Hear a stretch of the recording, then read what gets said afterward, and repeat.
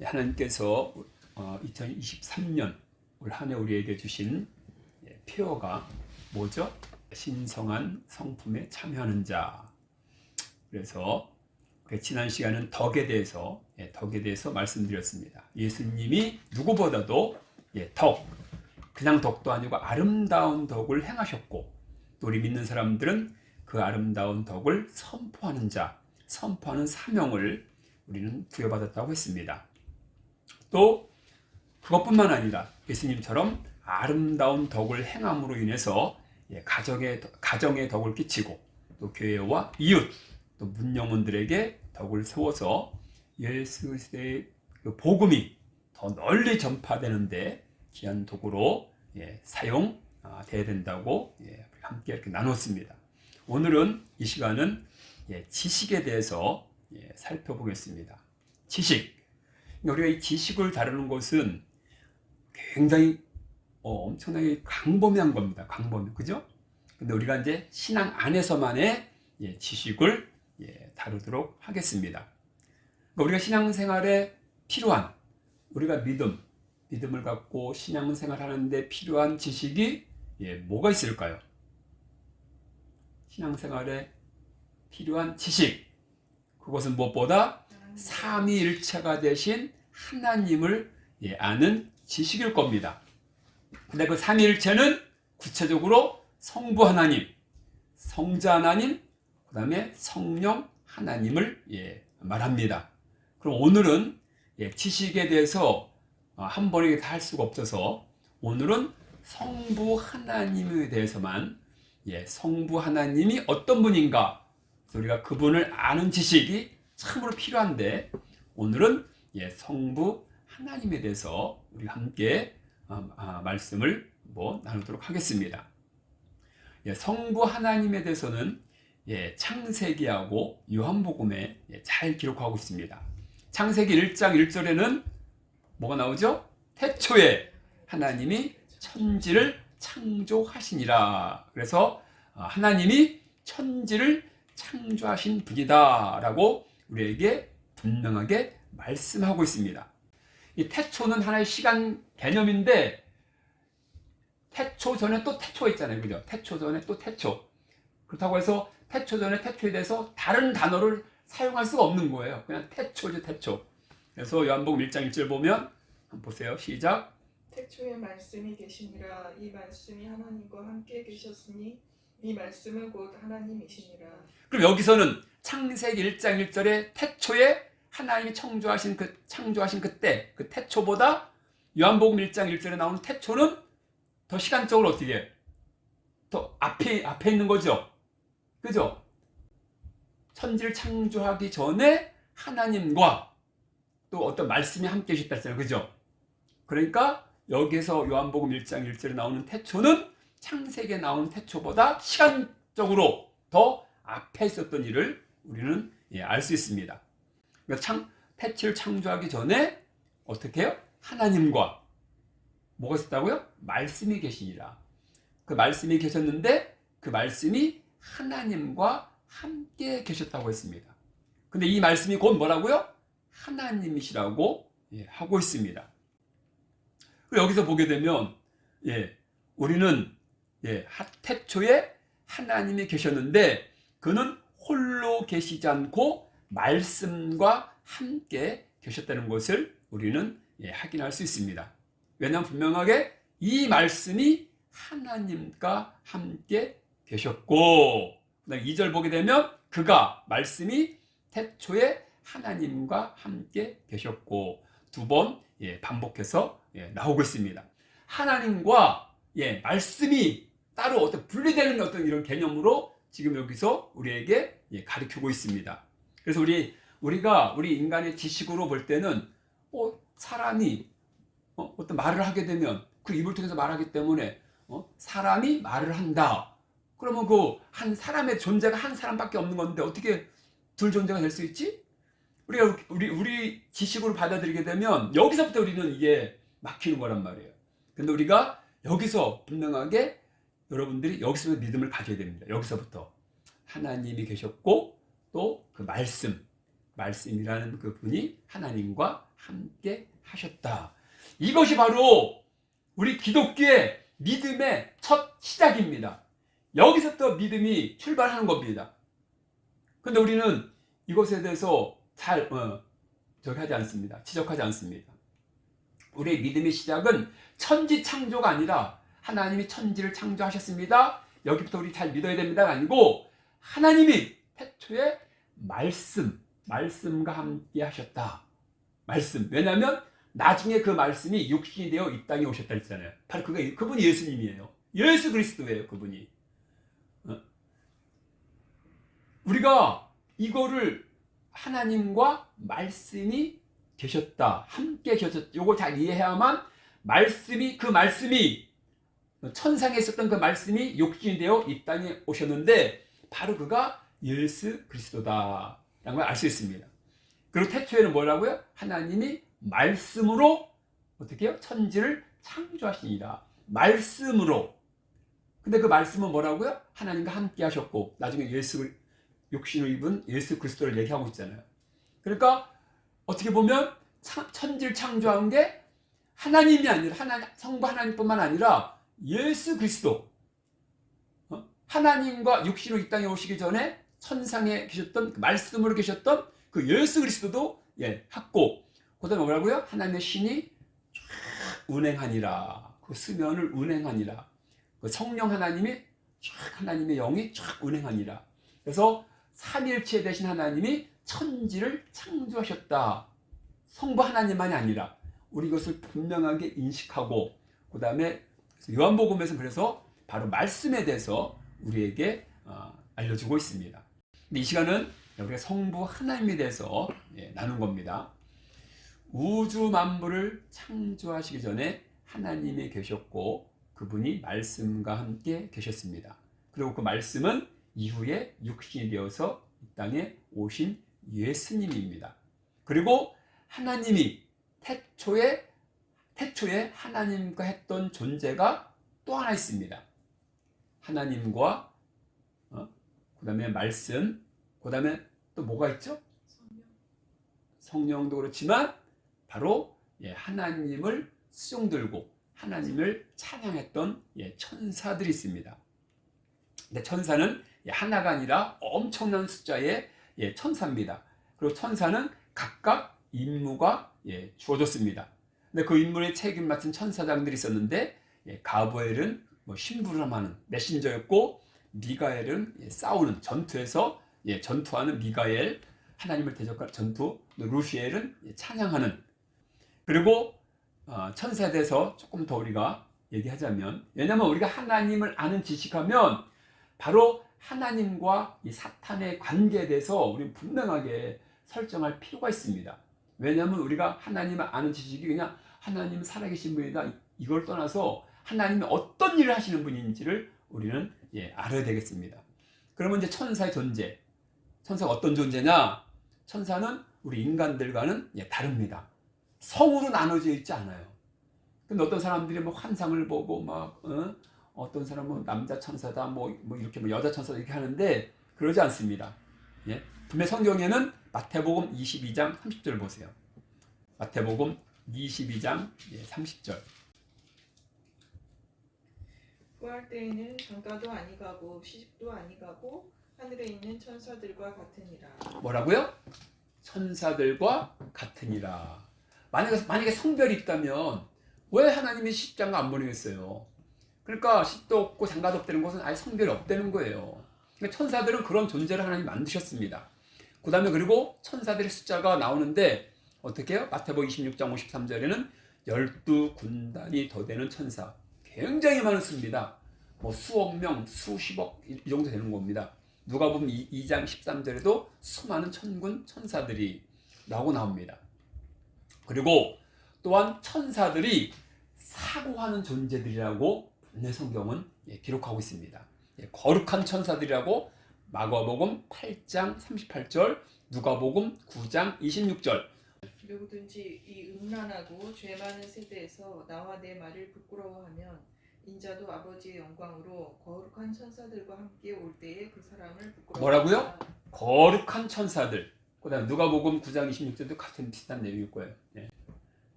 누구든지 나와 내 말을 부끄러워하면 인자도 자기와 아버지와 거룩한 천사들의 영광으로. 그죠? 거룩한 천사들 같은 내용이죠? 내용 같은데 거룩한 천사들. 그러면 우리는 여기서 거룩이 뭔가? 네? 거룩. 그러면 타락한 천사는 뭐라고요? 거룩을 잃어버렸다라고 우리는 말할 수 있는 겁니다. 이 거룩은 어떻게 자기 스스로 거룩인가요? 하나님 앞에서의 거룩입니다.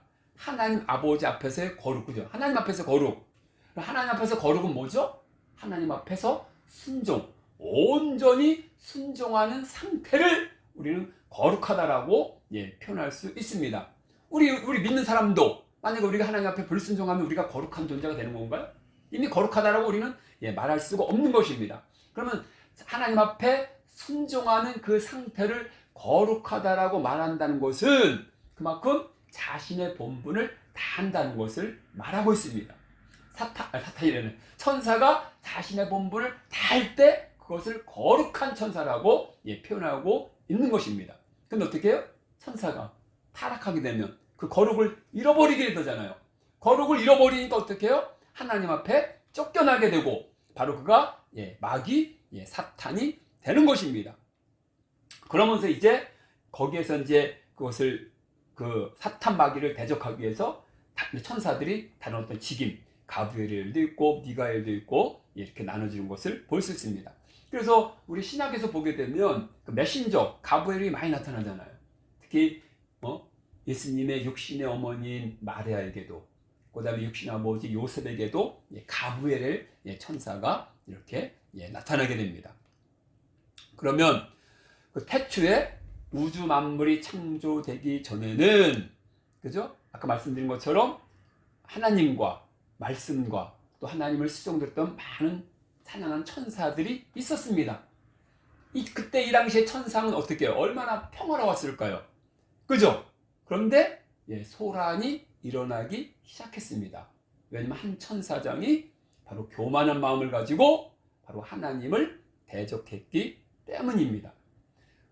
그만큼 어떤 천사가 교만한 마음을 가졌다. 그것은 뭐를 말하는 거죠? 하나님이 천사도 기계처럼 만들지 않은 거예요. 기계는 어떻게 해요? 인간이 어떤 기계를 만들면 인간의 그 요구대로 그대로 작동되는 게 기계잖아요. 그 기계가 제대로 작동된다고 해서 와, 너가 나한테 영광 돌리는구나. 와, 너는 참 멋지다. 이렇게 하나요? 그건 당연한 거니까. 그런데 천사가 타락했다는 것은 하나님이 천사에게도 우리 인간처럼 어느 정도의 자유의지를, 인격 자유의지를 줬다는 겁니다. 그러니까 그런 교만이 올라오고 또 하나님을 대적하는 마음이 생겼는데, 놀라운 것은 천사가 하나님 앞에 교만하고 타락해지고 그리고 천사가 쫓겨나서 사탄이 되었다는 이 엄청난 이 사실을 성경은 명확하게 기록하지 않고 있어요. 근데 우리 신앙생활은 영적 싸움이잖아요. 누구를 향해서 싸우는 건가요? 마귀, 사탄을 향해서 싸우는 거잖아요. 또 구수화인 귀신들과의 영적 싸움이잖아요. 근데 우리는 적을 잘 알아야만 적을 이길 수 있는데, 성경은 예수님을 믿게 하는 하나님 말씀, 우리가 어떻게 하면 예수님을 잘 믿을 수 있는가를 우리에게 알려주는 건데, 왜 정작 성경은 사탄에 대해서, 우리 영적 싸움인데 예수님을 잘 믿으려면 우리가 그걸 신앙과 믿음을 방해하는, 그죠? 마귀 사탄과의 그 악한 영들의 공격에서 우리가 그것을 이겨내야 되는데, 그럼 그 존재에 대해서도 분명히 성경에서 명확하게, 정확하게 많은 부분에서 이렇게 기록하고 있으면 너무 좋은데, 우리가 신약 시대에서 마귀 역사, 귀신 역사, 그래서 막 예수님 쫓아내는 거, 그럼 많이 나옵니다. 하지만 그 마귀의 근원이 어떻게 시작됐는지 이거는 정확하게 성경에서 말해주지 않고 있습니다. 이런 부분에서 왜 성경은 마귀 사탄에 대해서 정확하게 그 처음에 어떻게 이게 출발했는지 그거를 안 해주는가? 근데 우리는 대략 천사가 타락해서 사탄이 되었구나를 대략 우리로 하여금 조금이라도 확인시켜 줄 수 있는 게 바로 이사야 14장 12절입니다. 이사야 14장 12절. 이것 외에는 이미 타락한, 이미 사탄, 마귀로만 규정되는 게 나오지, 천사가 타락해서 마귀가 됐다 이런 부분이 나오지가 않고 있어요, 거의. 이사야 14장 12절 15절 한번 읽어보겠습니다. 너 아침의 아들 계명성이여 어찌 그리 하늘에서 떨어졌으며 너 열국을 엎은 자여 어찌 그리 땅에 찍혔는고 네 마음에 이르기를 내가 하늘에 올라 하나님의 뭇별 위에 내 자리를 높이리라. 내가 북극 지폐의 산 위에 앉으리라. 가장 높은 구름에 올라가 지극히 높은 이와 같이 찾으리라 하는도다. 그러나 이제 내가 수올 곧 구덩이 맨 밑에 떨어짐을 당하리로다. 아멘. 이것은 이사야 선지자가 바벨론 왕, 그 당시에 바벨론 왕의 심판에 대해서 선포하면서 나오는 내용인데, 모든 성경학자들이 이것이 타락한 천사를 비유하고 있다라고 그렇게 설명하고 있습니다. 이렇게 타락한 천사에 대해서는 성경에서는 비유밖에 안 나와요. 실제적으로 이렇게 딱 정확하게 제시하지 않고 이렇게 비유밖에 안 나옵니다. 그러면서 이제 그 사탄, 마귀의 존재에 대해서는 명확하게 요한계시록에도 이렇게 많이 이렇게 나오고 있는 것을 볼 수 있습니다. 천사가 타락해서 마귀가 되었다라고는 우리는 그냥 어느 정도 유추해 볼 수 있는 거지, 명확하게 천사가 타락해서 마귀가 되었다라고 성경은 기록한 데가 없어요. 하지만 이제 마귀가 되고 사탄이 된 것은 많이 나오고 있습니다. 계시록 12장 9절 보세요. 계시록 12장 9절. 큰 용이 내쫓기니 옛 뱀 곧 마귀라고도 하고 사탄이라고도 하며 온 천하를 꿰는 자라. 그가 땅으로 내쫓기니 그의 사자들도 그와 함께 내쫓기니라. 그래서 여기서 명확하게 얘기하고 있죠. 마귀에 대해서, 마귀와 사탄의 존재에 대해서. 그러면서 어떻게 그 땅으로 내쫓기니라고 하고 있습니다. 여기서 뭐라고요? 땅으로 내쫓기니. 요거 잘 염두에 둡니다. 땅으로 내쫓기니. 그러면 땅으로, 분명히 천상에 있었죠. 천상에 있었는데, 하나님과 함께 천상에 있었는데 땅으로 내쫓겼다고 했습니다. 근데 땅으로 내쫓기기 전에 또 어디서 내쫓겼는지를 또 계시록 12장 7절에서는 얘기하고 있습니다. 계시록 12장 7절. 하늘에 전쟁이 있으니 미가엘과 그의 사자들이 용과 더불어 싸울세. 용과 그의 사자들도 싸우나 이기지 못하여 다시 하늘에서 그들이 있을 곳을 얻지 못하니라. 뭐라고요? 하늘에서 그들이 있을 곳을 얻지 못한지라. 하늘이 있었대요. 천상의 하나님과 함께 하다가 타락해가지고 쫓겨나서 어디요? 바로 땅으로 쫓겨난 게 아니라 어디요? 하늘로 쫓겨났다는 겁니다. 근데 하늘에서 그냥 가만 놔둔 게 아니라 누가요? 미가엘이 또 사자들이 와가지고 또 전쟁에서 또 거기서 패해서 어떻게 하늘에서 있지 못하고 이제 땅으로 오게 되는데, 그러면 하늘이 어디냐? 하늘에서 전쟁이 있으니, 하늘은 이제는 우리가 또 창세기 1장을 가게 되면 하나님의 천지 창조, 그죠? 첫째 날, 둘째 날, 셋째 날 쭉 나오잖아요. 근데 바로 첫째 날은 빛과 어둠을 창조하셨다고 했습니다. 근데 둘째 날 보게 되면 궁창을 만드셨다고 했는데, 거기서 보세요. 둘째 날. 거기 보세요. 이제 둘째 날. 창세기 1장 6절, 8절. 거기에 뭐가 나오나? 궁창을 만들었다고 하면서 거기 어떤 단어가 나오나? 하나님이 이르시되 물 가운데에 궁창이 있어 물과 물로 나뉘라 하시고, 하나님이 궁창을 만드사 궁창 아래 물과 궁창 위에 물로 나뉘게 하시니 그대로 되니라. 또 덜 보세요. 하나님이 궁창을 하늘이라 부르시니라. 저녁이 뭐라고요? 되니 이는 둘째 날이라. 뭐라고요? 궁창을 뭐라고 불러요? 하늘. 그죠? 그럼 위에서 말하는 그 하늘이 어디예요? 바로 이 궁창을 얘기하는 거죠. 하늘. 그죠? 하늘. 이 천상이 아닌데 천상. 하나님이 계시는 천상이 아니에요. 바로 천지를 창조하신 가운데 둘째 날에 만들어진 궁창, 그 하늘에 누가 있다고요? 타락한 천사가 어디로 쫓겨났다 그랬어요, 처음에는? 하늘. 그죠? 그럼 우리 여기서 뭘 할 수 있어요? 하늘이 먼저 있어야 돼요? 아니면 타락한 천사가 먼저 있어야 돼요? 이게 굉장히 중요한 겁니다, 이게. 하늘이 먼저 있었기 때문에 타락한 천사가 어떻게 해요? 하늘을 쫓겨나는 거잖아요. 그죠? 타락한 천사가 먼저 있으면 어떻게 해? 하늘도 없는데 어디로 쫓겨나는지 어떻게 알아? 근데 분명히 뭐라 그래요? 하늘을 쫓겨났다 했잖아요. 그럼 우리 뭘 할 수 있어요? 천사가 언제 타락한 시점을 알 수 있는 거예요. 너무 놀랍지 않아요? 우리는 성경을 정말 깊이 보게 되면 야 이게 막연하게 천사가 언제 뭐 막 천지를 창조하게 타락했다 이렇게 막 얘기하는데 아니에요. 천사가 어디요? 다시 한번 얘기할게요. 천사가 천상 하나님과 함께 있다가 거기서 하나님 앞에 대적해서 쫓겨난 데가 어디예요? 쫓겨난 데 어디라 했어요? 하늘. 근데 하늘이 언제 만들어졌다고요? 천지창조하기 전에 둘째 날. 그죠? 그럼 둘째 날 하늘이 만들어져야만 하늘로 쫓겨날 수가 있는 거죠. 그러니까 이 천지창조 과정 중에 천사가 이 둘째 날 궁창을 만드시고 그러니까 둘째 날과 셋째 날 사이에 천사가 타락했다는 걸 우리는 알 수가 있는 겁니다. 너무 기가 막히지 않아요? 그런데 어떻게? 또 뭐예요? 그 다음에 뭐예요? 근데 미갈이 와가지고 어떻게? 하늘에서 전쟁이 있어가지고 어디로 쫓겨나요? 그 다음에는 어디로 쫓겨나요? 땅, 그죠? 분명히 땅이었죠? 땅으로 쫓겨난다. 그럼 천지창조에서 땅을 언제 만들어져요? 한번 보세요. 천지창조에서. 이게 진짜 놀라운 덕입니다. 우리는 너무 그냥 이거를 천지창조, 이게 뭐 그냥, 이런 게 만들어졌구나인데, 이게 사탄과, 정확하게 이게 사탄이 언제, 이를 떨어졌고, 언제 쫓겨났고가 우리는 알 수가 있는 겁니다. 땅이 언제예요? 땅.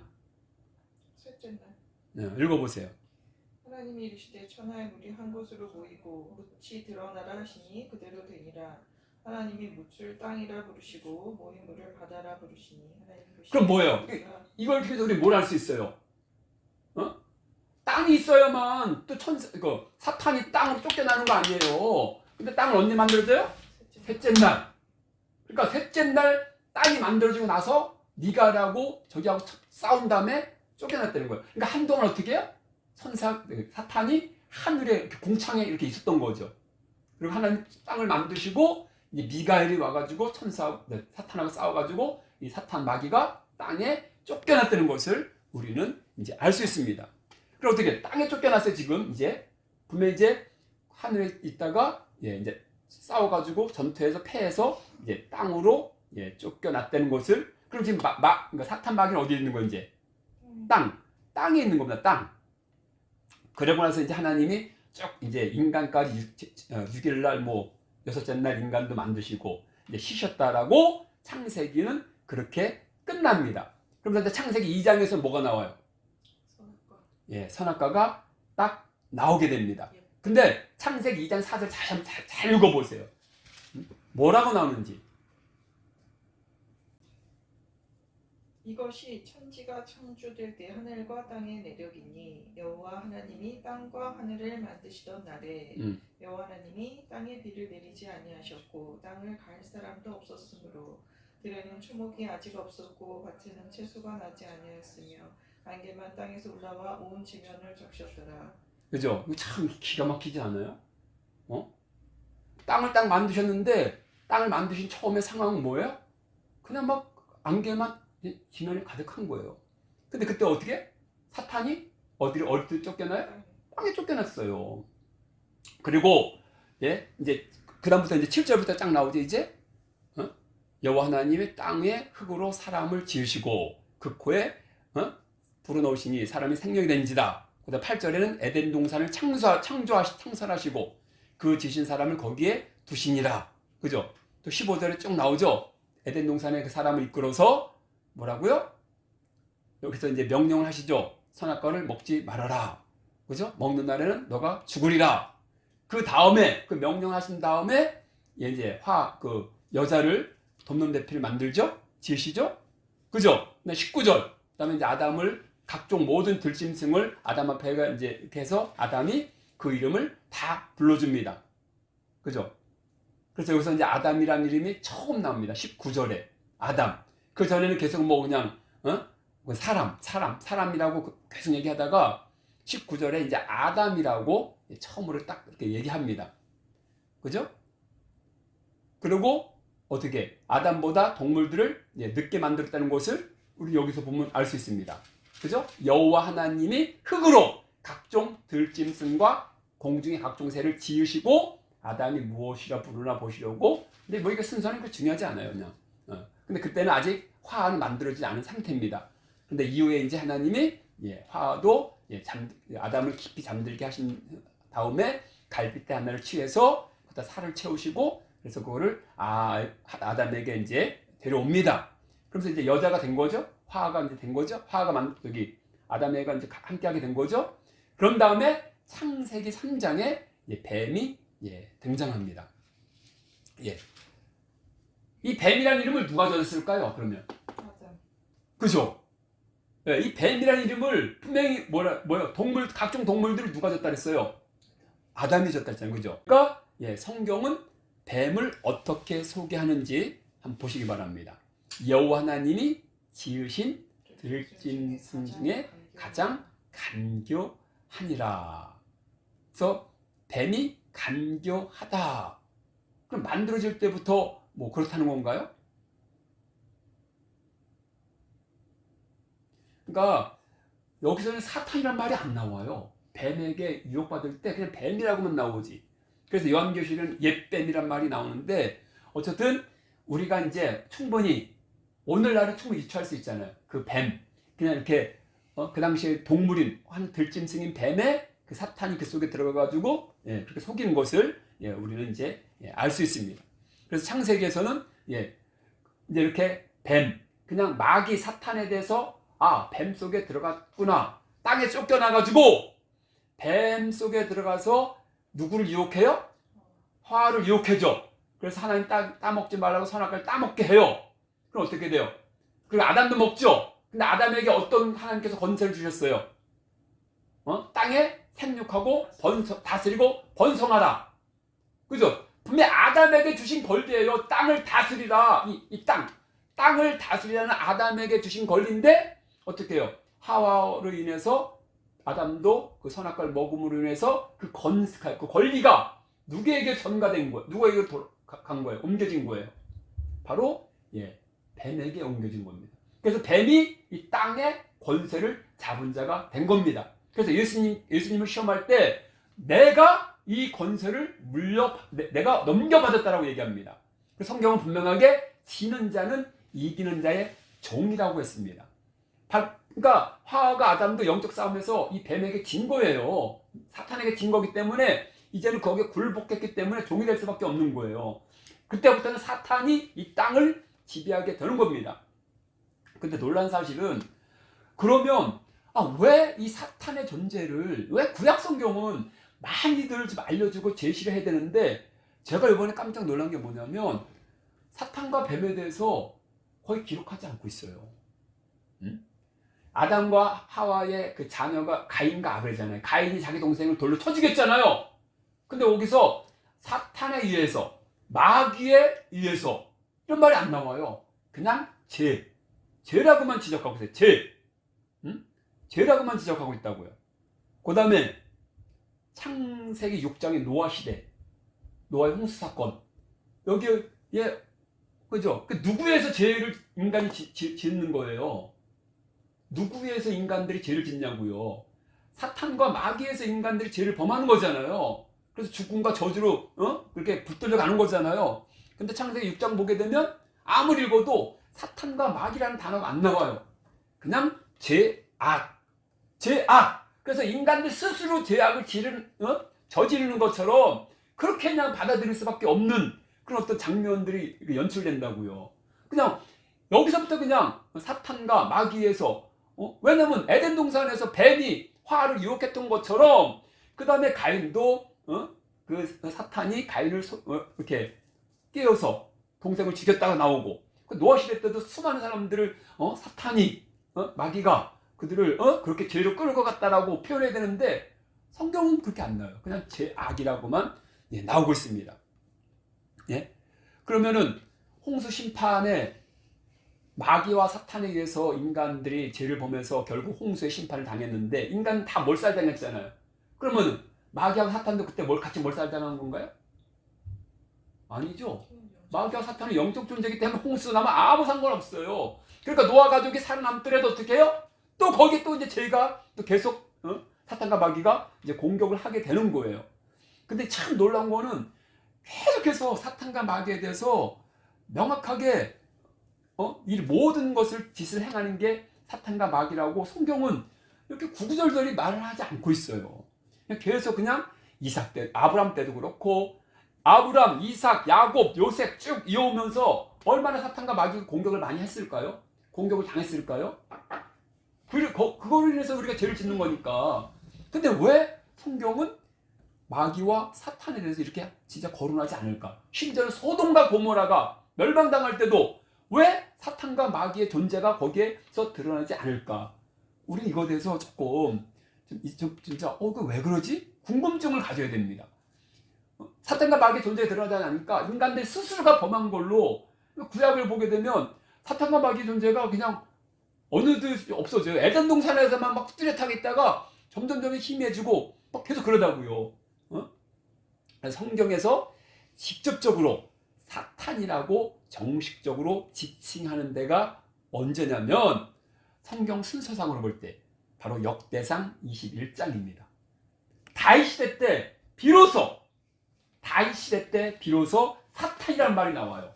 아니 창세기에 한번 나오고, 창세기도 참 그냥 사탄이 아니죠. 그냥 뱀이죠, 뱀. 근데 성경 쭉 보면 순서상 성경 순서상 보면 역대상에서 처음으로 나옵니다. 다윗 시대 때 얼마나 많이 이게 흘러온 겁니까? 인류 역사가. 근데 그때도 처음에 이제 사탄이란 말이 나옵니다. 역대상 21장 1절 읽어보세요. 이게 성경에 처음 나오는 사탄이라는 용어가 나온 여기 처음 나오는 부분입니다. 여기가. 사탄이 일어나 이스라엘을 대적하고 다윗을 충동하여 이스라엘을 괴수하게 하니라. 뭐라고요? 사탄이 일어나. 아니 그 전에 뭐 노아 용수 때도 그렇고 소돔과 고모라 때도 그렇고 다 사탄이 역사한 건데 그때는 하나도 기록을 안 하다가 역대상 21장에 드디어 사탄이라는 단어가 등장합니다. 근데 이제 시간상은 그렇지만 시기적으로는 더 먼저 나오는 게 어디냐면 바로 욥기서입니다. 욥기서를 보세요. 욥기. 근데 저는 이번에 말씀을 준비하면서 이 참 욥기가 우리가 욥의 인내를 배워야 된다. 욥의 인내를 배워야 된다 해서 오늘날 많은 사람들이 어떤 욥의 인내에 대해서 많은 도전을 받고 은혜 받는 부분이 바로 이 욥기서인데, 근데 우리 욥기서는 어떻게 보면 사탄을 소개하는 어떤 이런 성경이에요. 사탄을 소개하는 건데 바로 욥기서는 욥기는 어느 때 사람이냐면 바로 아브람 당시의 사람입니다. 아브람 당시의 사람인데 우리 욥기서를 보면서 우리 사탄의 존재를 우리는 이제 알 수 있습니다. 근데 여러분 여기서부터 잘 들어야 돼요. 진짜 잘 들어야 돼요. 여러분 여기서부터 잘 들어야 돼요. 욥기서를 보면 우리가 사탄의 존재를 만날 수 있지만 우리가 기존에 지금까지 들었던 사탄, 천상에서 어떻게 하늘로 쫓겨나고 하늘에서 땅에 쫓겨나고 그리고 아담과 하와를 깨어가지고 어떻게 죄를 짓게 함으로 해서 그 땅의 건설을 장악한 이 사탄의 모습이 우리 이제 여기까지 우리 사탄을 딱 우리는 추적해 왔는데 우리 욥기서를 보게 되면 완전히 충격에 휩싸이게 되는 거예요.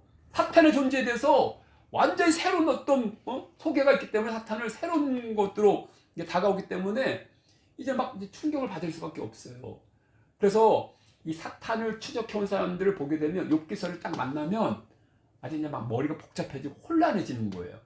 뭐 사탄의 존재에 대해서 관심 없는 사람들은 뭐 신경도 안 쓰지만 어쨌든 이 정 목사는 이번에 막 영적으로 막 주님 앞에 막 이렇게 재충전되고 막 하다가 결국은 마귀에게 영적 싸움에서 마귀에게 속았던 부분들이 있기 때문에 너무 막 화가 나서 너무 속상해서 이 사탄 도대체 이놈들이 어떤 건가 파악하기 위해서 쭉 지금 보고 있는 거예요. 그런데 반복해서 얘기하지만 천상에서 쫓겨나서 하늘로 쫓겨났어. 하늘로 쫓겨나서 땅의 존재, 땅에 존재하는데 결국은 아담과 하와를 속여가지고 결국은 이 땅의 건세를 차지하게 된다고. 그리고 땅에서 자기 건세를 누리면서 땅에서 역사하는 존재라고. 땅에서만. 근데 어떻게 해요? 공중 권세 잡은 자라고. 그러니까 그게 다 저거 이제 천상이 아니에요. 그 하늘 다 천지 창조 안에서 포함된 거지 그게. 공중이 그 천지 창조에 포함된 거야. 하늘 뭐 이렇게 포함된 거라고. 이 하늘이 아니라고 했지. 천상이야 천상. 하나님이 계신 천상이 아니라고. 그런데 문제는 이 엽기를 보게 되면 하나님 옆에 천사가 어디 있어요? 사탄이. 와, 천사가 냈잖아. 사탄이. 여기서 보면 이제 이 사탄의 어떤 존재를 추적해 왔던 사람들은 면밀하게 추적해 왔던 사람들 여기서 이제 완전 엄청 충격을 받는 거예요. 근데 그런 거를 상관없는 사람은 아 뭐 그런가 보다 하는데 이렇게 쭉 추적해 왔던 사람들은 너무 놀라는 거예요. 응? 6절. 1절 읽어보세요. 예. 6절. 뭐 읽어보세요. 하루는 하나님의 아들들이 와서 여호와 앞에 섰고 사탄도 그들 가운데에 온지라. 여호와께서 됐습니다. 됐습니다. 거기까지만. 뭐라고요? 하나님 앞에 사탄도 온지라. 그죠? 하나님 어디 계셔요? 천상. 아니, 하늘이라면 안 돼. 하늘과 천상 달라요. 네, 천상. 근데 어떻게 해요? 그 천상에 사탄이 왔다는 거예요. 그럼 우리가 알고 있던 지식이 그냥 다 무너지는 거야. 천상에서 하늘로 쫓기고 하늘에서 땅으로 쫓긴 이게 바로 사탄인데 7절에 나오잖아 바로 또. 봐봐요. 그러니까 읽어보라고. 읽어보라. 여호와께서 사탄에게 이르시되 네가 어디서 왔느냐? 응. 사탄이 여호와께 대답하여 이르되 땅을 두루 응. 돌아 여기저기 다녀왔나이다. 그럼 보면 우리가 국어 어느 정도 이건 뭐 초등학교만 나오면 이해할 수 있는 겁니다. 그럼 여기서 사탄이 땅에서 계속 존재한 존재라고 여기 우리가 이해하게 돼요? 아니면 그냥 천상에 있다가 한번 땅을 두루 이렇게 돌아보고 돌아왔다잖아요. 그죠? 다녀왔다잖아요. 네. 그러면 사탄이 원래 있었던 장소가 어디요? 여기서는 천상으로 이해가 되는 거예요. 땅에 있는 존재가 아니라, 그러니까 욥기서는 엄청난 이 사탄의 존재를 막 파헤치려 하는 사람들에게는 엄청난 이게 막, 데미지를 일으키는 겁니다, 이게. 막 복잡해지는 거예요. 근데 더 우리를 또 경악시키는 게 있어요. 더 경악시키는 게 있어. 8절 읽어보세요. 8절. 여호와께서 사탄에게 이르시되 네가 내 종 욥을 제어하였느냐? 그와 같이 온전하고 정직하여 하나님을 경외하며 악에서 떠난 자는 세상에 없느니라. 사탄이 여호와께 대답하여 이르되 욥이 어찌 까닭 없이 하나님을 경외하리까? 주께서 그와 그의 집과 그의 모든 소유물을 울타리로 두르심 때문이 아니니까. 주께서 그의 손으로 하는 바를 복되게 하사. 됐습니다. 일단 요까지 뭐래요? 하나님이 욥에 대해서 막 칭찬을 합니다. 근데 사탄이 하나님을 향해서 뭐라고 얘기합니까? 이유 없이 경외하는. 아니. 하나님 향해서 뭐라고 부릅니까? 여러분 우리는 이거를 놓치면 안 돼요. 10절.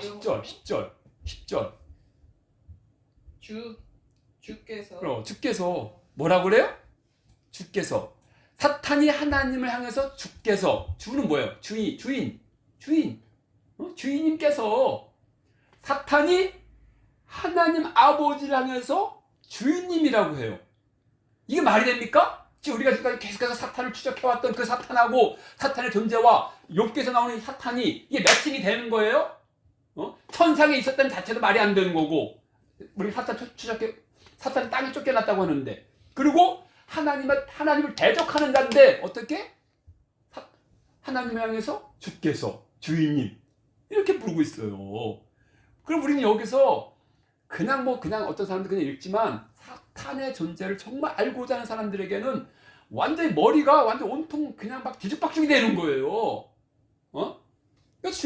주인님이라잖아요. 그 다음에 또 뭐래요? 하나님 말씀하신 건 또 더 이제 충격적입니다. 뭐래요? 11절부터 읽어보세요.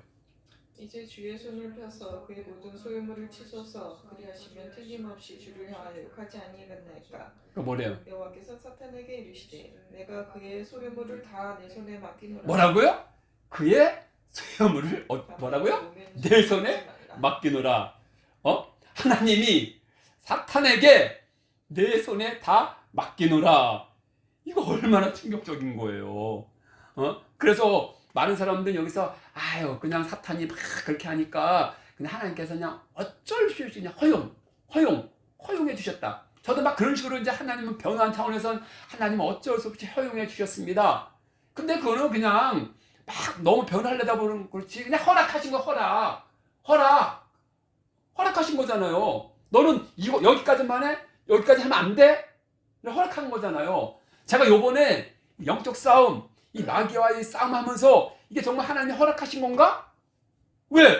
이 말씀을 욥기서를 그대로 가져오게 되면 하나님이 허용하신 부분까지 마귀가 나를 공격해온 거라고 나는 받아들일 수밖에 없는 거예요. 과연 하나님은 어떤 존재인가? 하나님 나이가 어떤 존재인가를 직접 이제 막 내가 이렇게 붙이면서 이제 이것을 이제 보게 되는 거예요. 근데 분명히 뭐래요? 사탄의 존재는 하나님을 대적한 존재예요.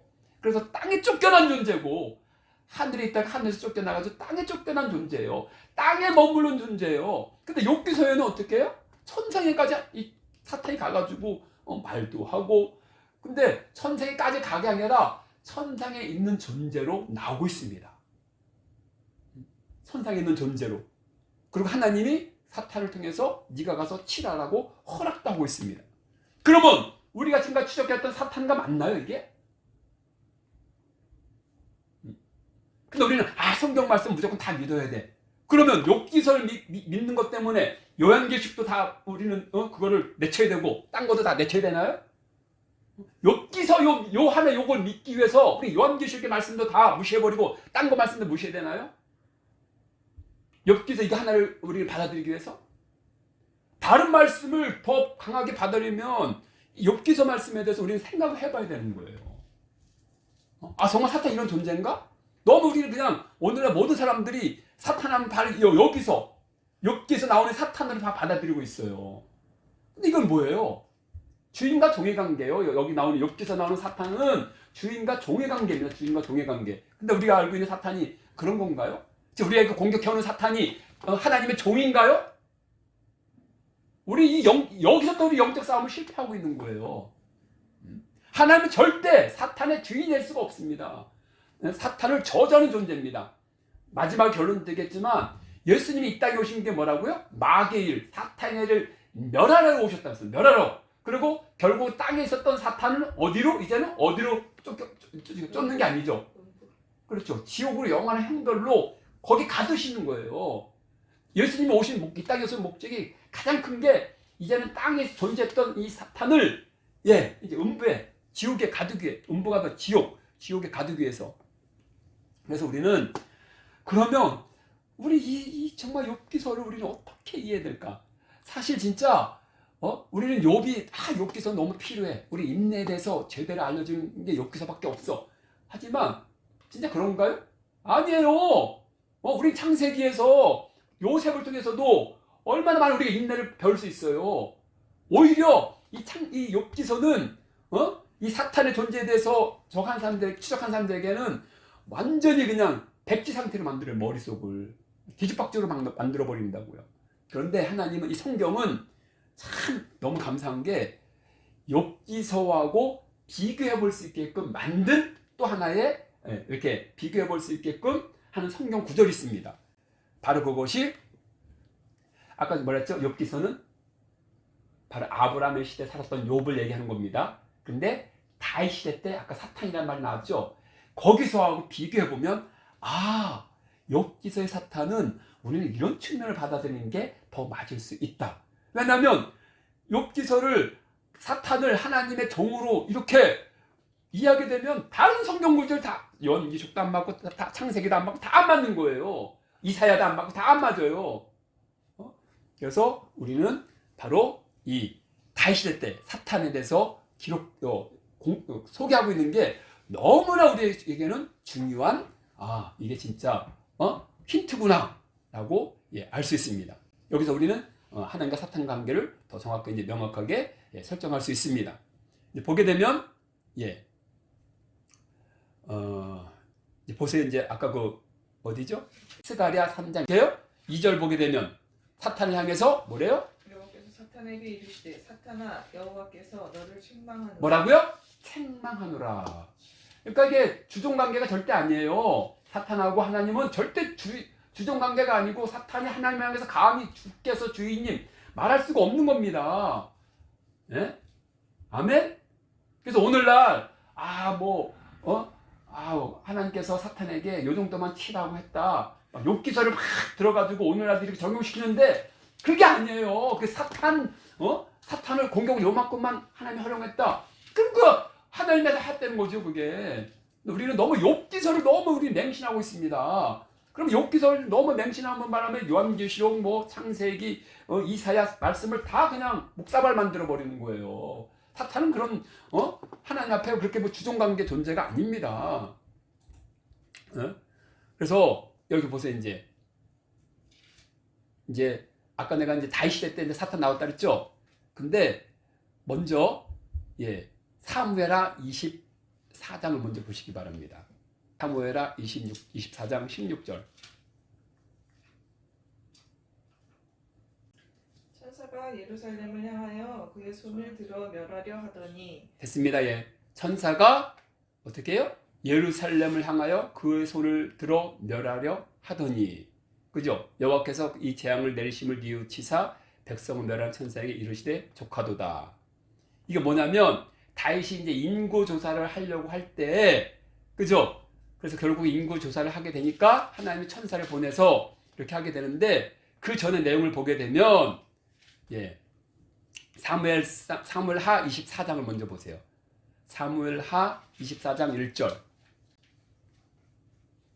여호와께서 다시 이스라엘을 향하여 진노하사 그들을 치시려고 다윗을 격동시키사 가서 이스라엘과 유다의 인구를 조사하라 하신지라. 뭐요? 여호와께서 다윗을 격동시키사. 역대상 21장 1절 읽어보세요. 역대상 21장 1절. 사탄이 일어나 이스라엘을 대적하고 다윗을 충동하여 이스라엘을 계수하게 하니라.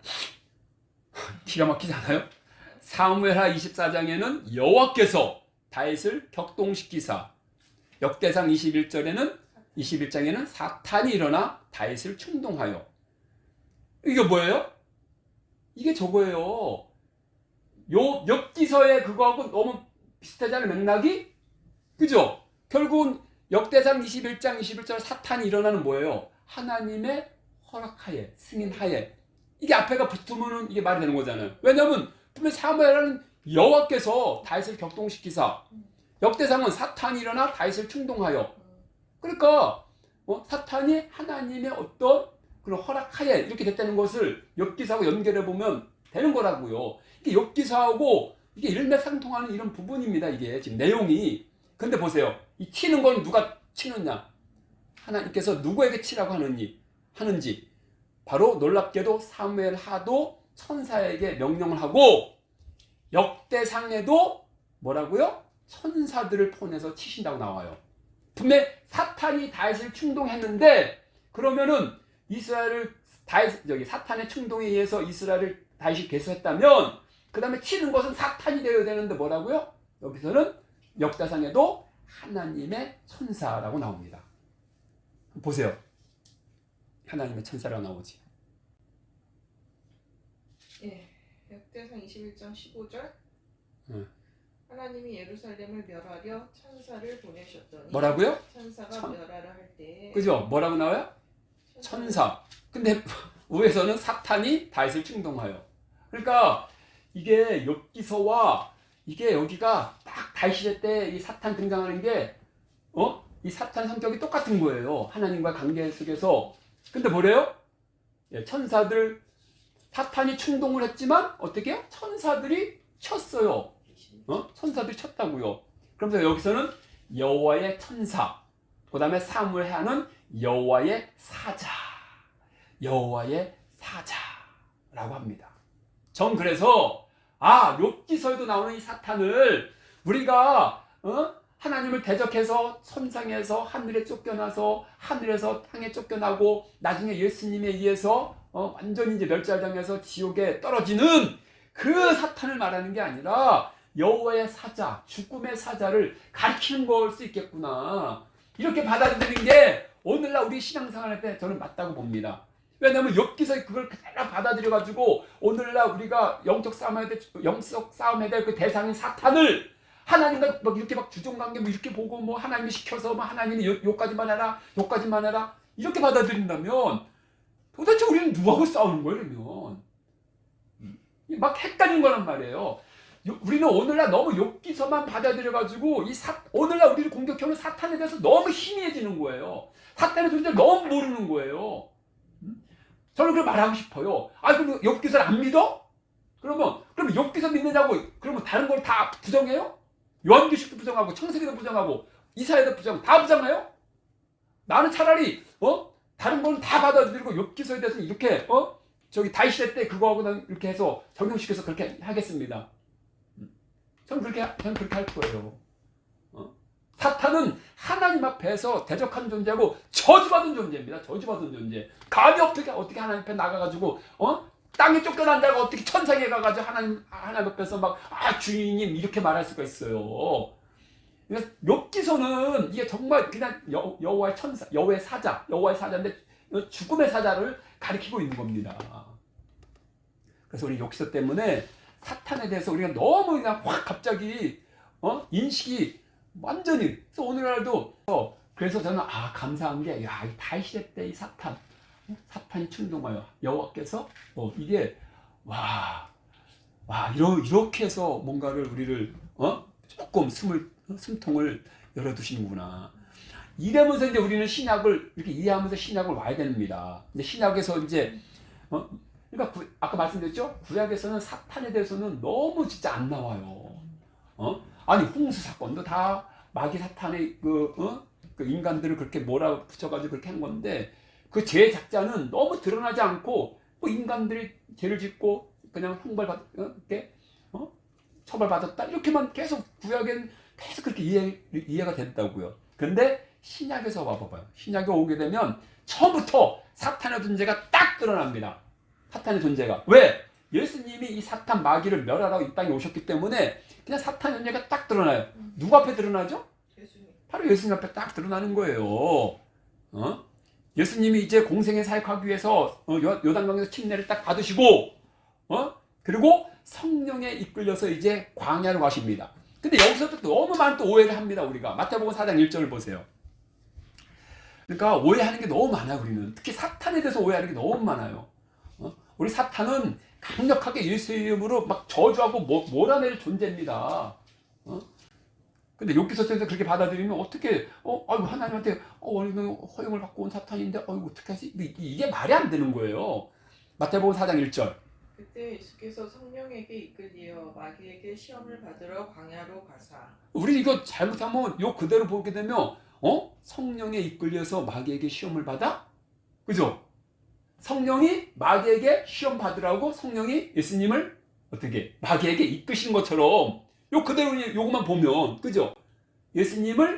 성령께서 예수님을 마귀에게 시험을 받도록 마귀에게 이렇게 이끈다. 우리 이렇게 받아들일 수 있잖아요. 근데 고민할 필요 없습니다. 똑같은 여기 내용에 대해서 우리 누가복음 4장 1절을 보게 되면 이게 정확하게 어떤 내용인지가 풀립니다. 누가복음 4장 1절. 성령의 충만함을 입어 요단강에서 돌아오사 광야에서 40일 동안 성령에게 이끌리시며. 뭐라고요? 봐봐요. 40일 동안 성령에게 이끌리시며 그 다음에 2절에 마귀에게 시험을 받으시더라. 그러니까 광야에 있는 동안 40일 동안에 성령에 이끌 때는 뭐예요? 성령 충만했다는 거예요. 성령 충만한 가운데 마귀에게 시험을 받았다. 그러니까 뭐예요? 마태복음 4장 1절도 뭐예요? 성령이 이끌렸다는 건 뭐예요? 성령 충만한 가운데 마귀에게 시험을 받았다. 이렇게 볼 수 있는 거라고요. 아멘? 성령이 예수님을 마귀에게 시험 받으라고 이렇게 이끄신 게 아니라 성령에 이끌려서 40일 동안 강에 막 있으시면서 성령 충만한 가운데 마귀에게 시험을 받았다. 그러면은 하나님의 아들이 왜 예수님이 마귀에게 시험을 받을까요? 이게 굉장히 중요합니다. 이거는 이제 제가 성자 하나님 할 때 이제 다시 더 깊이 나누겠지만 왜 하나님의 아들이 말씀이셨던 그 하나님이 육신을 입고 이 땅에 오셔서 왜 하나님을 대적했던 마귀에게 시험을 받을까요? 인간들도 마귀에게 시험을 받아요. 그게 아니에요.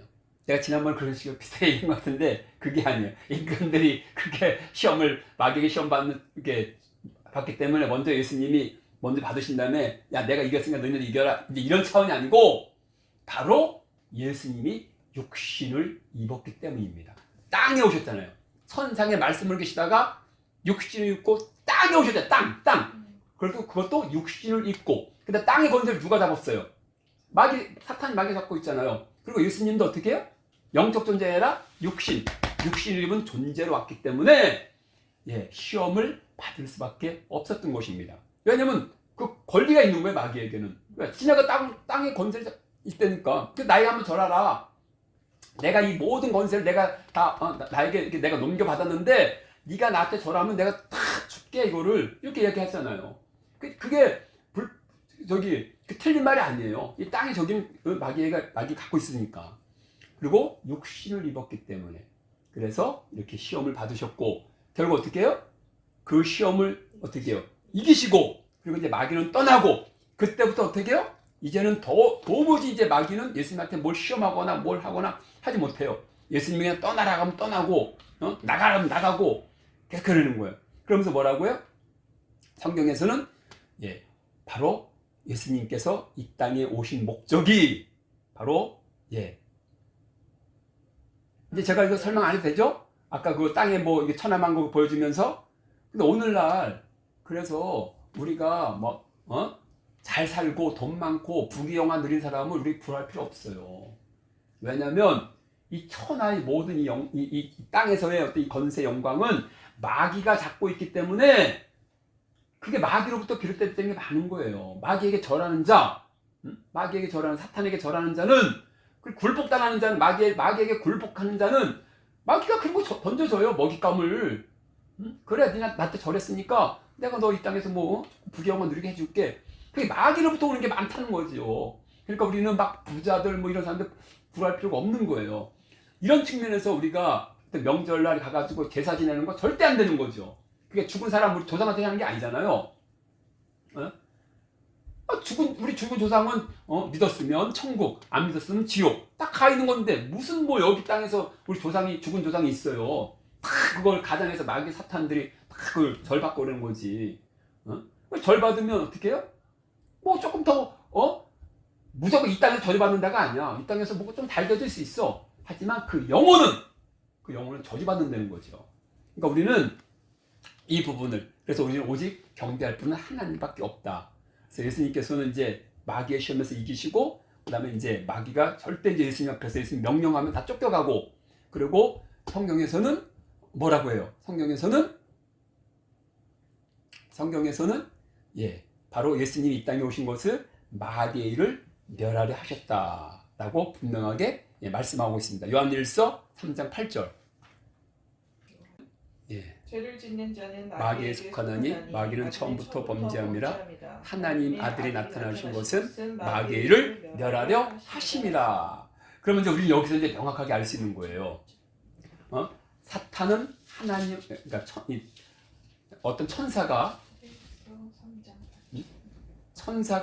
하나님을 교만하고 하나님을 대적해서 바로 이 천상에서 하늘로 쫓겨나면서 이제 사탄 된 거죠. 하늘로 쫓겨났다가 미가엘 군대와 싸워가지고 거기서도 패해서 땅으로 쫓겨났고 땅에 있다가 어떻게 이제 예수님께서 오셔가지고 어떻게 해요? 이제는 이 마귀 사탄을 그냥 땅에 두지 않으시고 땅에서도 이제 멸하셔가지고 어디로요?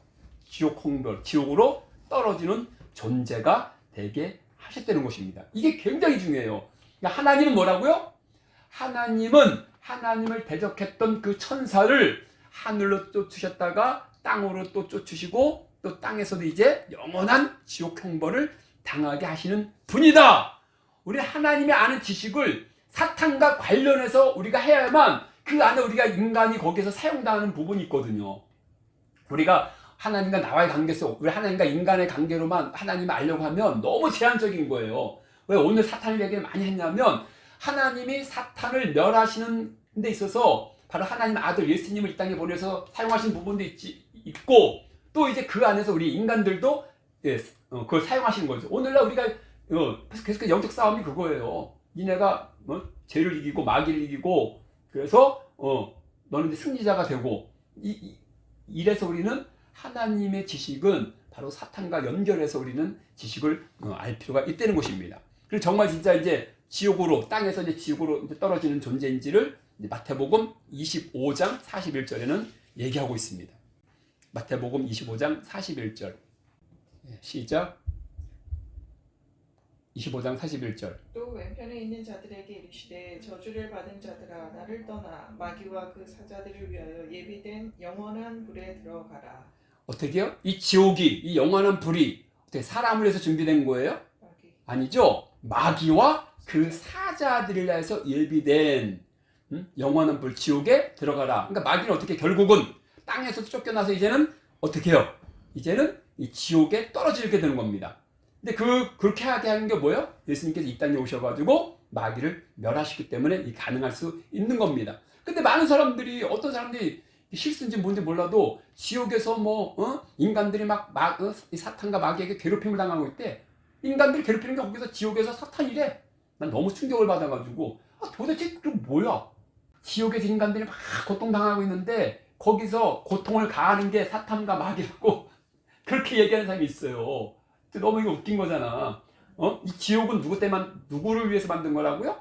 사탄과 마귀를 벌하기 위해서. 고통을 이제 사탄과 마귀에 당하는 거예요. 계시록 20장 10절에 더 정확하게 나오고 있습니다. 또 그들을 미혹하는 마귀가 불과 유황못에 뭐라고요? 뭐라고요? 마귀가 마귀가 뭐라고요? 불과 유황못에 던져지니. 마귀가 지옥불에 떨어지는 건 마귀고, 마귀가 거기서 고통을 당하는 거예요.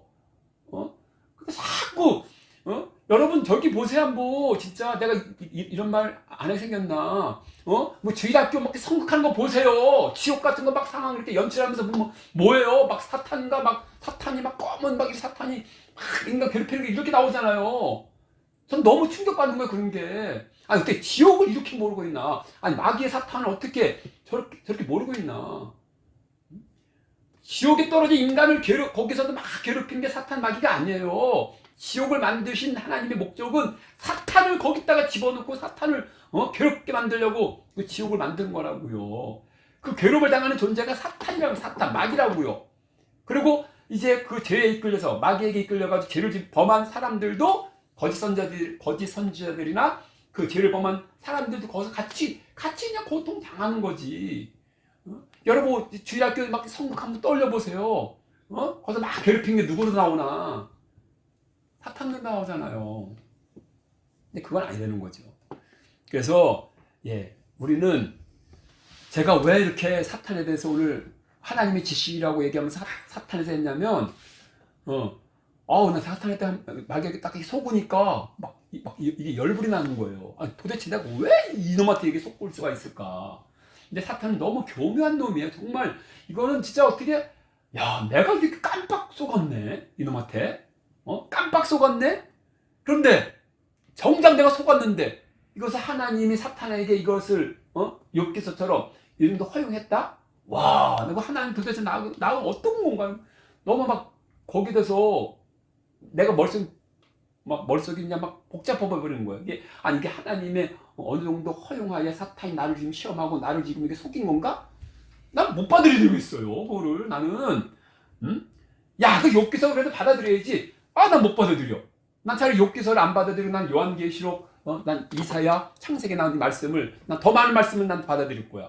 욥기서 하나를 맹신해가지고 오늘날도 하나님 나에게 이게 말이 안 되는 거예요. 누군가가 나에게 그렇게 얘기했는데 no! 그거 아니에요. 사탄은 절대 욥기서처럼 하나님을 향해서 주인님이라고 말할 수 없는 존재입니다. 땅에 쫓겨난 존재고, 결국은 하나님이 더 저주해서 지옥에다가 지옥에서 영원한 형벌을 당하는 그런 존재로 하나님께서 했는데, 그러니까 하나님의 지식, 하나님에 대한 우리가 어떤 지식을 알아야 되느냐? 사탄을 완전히 멸하시는 분이다. 그것이 예수님을 통해서 오늘날 우리 인간을 통해서 우리를 도구로 사용하셔서 사탄을 멸하시는 존재다. 나 이렇게 하니까 너무 마음 편해지는 거예요. 하나님, 내가 정말 이제 이거 어떻게 저도 모르게 어떻게 이렇게 깜빡 속을 수 있을까요? 그래서 결국은, 근데 이제 그런 게 있는 거. 이제 처음에는 너무 허탈했는데 그게 있었어요. 예수님이 광야에서 그렇지. 시험을 이기시고 나니까 사탄이 물러가고 예수님은 와, 그 영광 가운데 있는데 나도 내 속에서 그 원수가 팍 빠져나가면서 그 전에 뭔가 신통했던 그런 것들이 다 사라지면서 뭔가 허탈했지만 영적으로 보면 완전히 승리자구나 내가. 승리자구나. 그리고 그때 또 느껴지는 거예요. 정말 그때 악한 영, 그 마귀야 사탄하고 싸울 때, 사탄하고 싸울 때 그때 나와 사탄만이 그 막 치열하게 싸움이 아니라 거기에 성령께서 나에게 역사하셨구나. 성령께서 나에게 막 힘을 주시고 내가 혼자 어떻게 싸우겠어요? 성령께서 해서 결국은 사탄을 이기고 사탄이 완전히 이제 나를 떠나게 하셨구나. 와, 그래서 예수님의 이 광야에서의 그 시험을 이기신 것과 이걸 연상시키니까 내가 승리자인 거예요, 승리자. 너무 감사한 거죠. 그리고 진짜 하나님을 향해서 하나님이 어떤 분인 걸 다시 한번 발견하게 되고 하나님은 사탄을 어떻게 멸하시기를 원하시는지를 발견하게 되고 또 사탄의 존재가 그러니까 사탄의 존재가 우리에게 명확해질수록 하나님을 우리가 정확하게 알게 되는 겁니다. 사탄이 희미하면요. 사탄이 희미하면 오늘도 사탄을 이용해서 하나님이 말이 안 됩니다. 그거는. 하나님 안에 지식이 그냥 무너지는 거예요. 그러니까 사탄과 연관해서 우리는 하나님에 대한 지식을 잘 알 때 우리는 이 신앙생활 영적 싸움이니까 승리할 줄로 믿습니다. 아멘. 우리는 이런 하나님을 잘 알고 마귀와 그 존재, 그 쏘아인 귀신들의 존재를 잘 알고 영적 전투에서 승리하시는 저와 여러분 되기를 축원드립니다.